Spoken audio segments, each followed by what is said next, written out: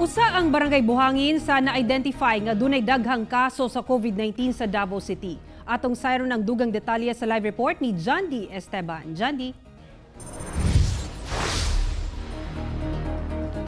Saragi pailawom sa granular lockdown ang barangay Buhangin aron mapugan ang pagsaka pa sa COVID-19 cases sa lugar. Gipasabot usab nga makagawas gihapon ang mga residente basta essential ang lakaw.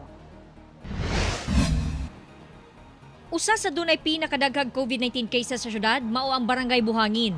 Lakip usab kini sa 35 ka barangay nga na-identify di natala ang sagad sa mga COVID-19 cases sa Dakbayan. Ang Buhangin is roughly around 15,000 plus households. Ana siya kadako. Naana siya sa mga 80,000 individuals. So di yun mo makontrol tanan.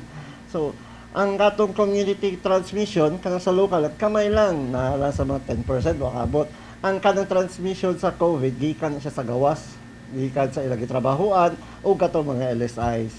Aron mapugnan ang pagsaka sa mot sa COVID-19 cases, nagpatuman na sila og granular lockdown sa 65 ka purok. Diin essential nga lakaw lang ang tugutan sama sa manarbaho ug mamalitog pagkaon ug tambal. Kami nagpatuman namin, nag-meeting ni with Vice Mayor Baste Duterte last week, Zoom meeting.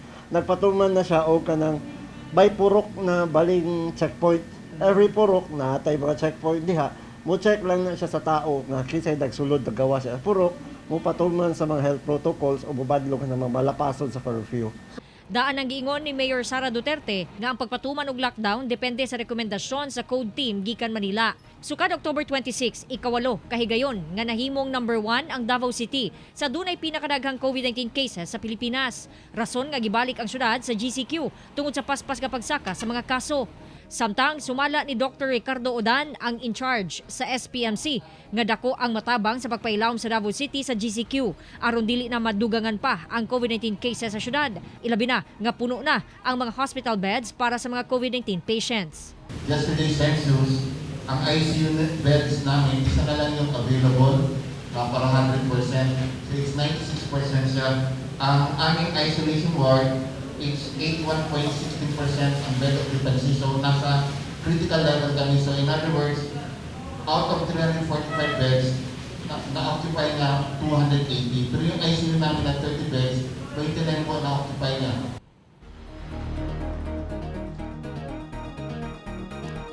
Sara nagbuntar og checkpoint sa tanang entry og exit diha sa barangay Buhangin aron malimitahan ang movement sa mga tao diha sa maong barangay. Sara. Okay, daghang salamat, John D. Esteban.